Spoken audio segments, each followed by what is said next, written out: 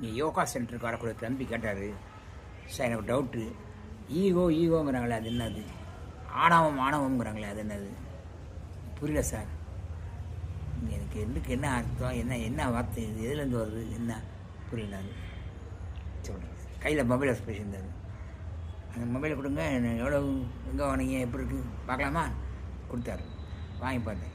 Samsung sir. Right. இதில் ஃபோட்டோலாம் எடுக்கலாமாமே. ஆமாம் சார். என்ன உங்களுக்கு தெரியாதல்ல, நான் எங்கப்பா இதெல்லாம் யூஸ் பண்ணேன்.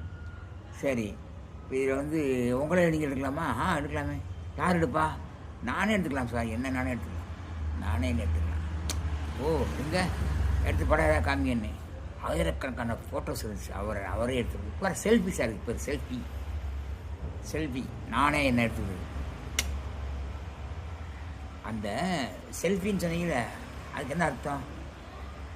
நானே என்ன எடுத்துக்கிறது. எனக்கு நானே. உங்களுக்கு நீங்களே ஃபோட்டோகிராஃபர், நீங்களே போஸ்ட் கொடுக்குறோம், நீங்கள் தான் ஃபோட்டோ எடுக்கிறோம், நீங்கள் இல்லையா? அதான் செல்ஃபி.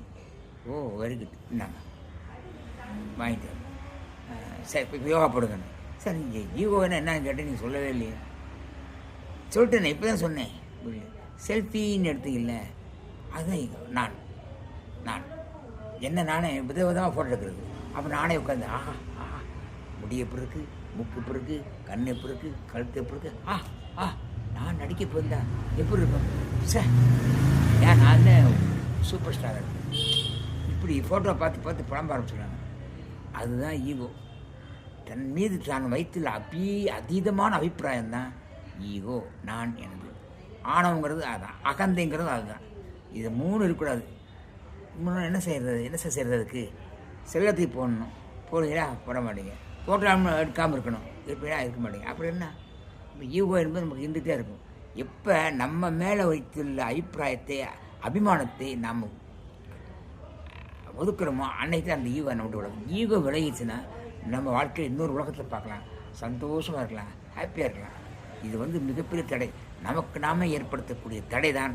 நமக்கு நாமே செய்யக்கூடிய தீங்கு தான் இந்த செல்ஃபி. நான் எனதுங்கிறது நம்மளை பற்றி நம்ம கொண்டுள்ள அதிகமான அபிப்பிராயம் தான். அதை நீங்கள் விளக்குங்க. முதல்ல அந்த மொபைலை தூக்கி போடுங்களா? போட முடியாது. அதனால் காலத்தின் கட்டாயம் இப்போ இருந்துட்டுருக்கீங்க. இந்த நான் எனது இல்லாமல் கொஞ்சம் பார்த்துக்குங்க. ஈகோ இல்லாமல் பார்த்துக்கங்க. உங்களுக்காக நீங்கள் ரொம்ப அக்கறைப்படுவது ஈகோ. அதை விட்டேன்னா எல்லாமே சரி. அது ஒரு தடை. கண்ணுக்கு கையை வச்சு மூடின மாதிரி கண்ணாடியை போடுங்க, பாருங்கள். கையை வச்சு மூடாதீங்க. கையை வச்சு மூணு அது நான் எனக்கு ஆணவம், அகம்பா. அது ரொம்ப சந்தோஷமாக கேட்டு போனாங்க. பிடிச்சிருந்தா லைக் பண்ணுங்கள்.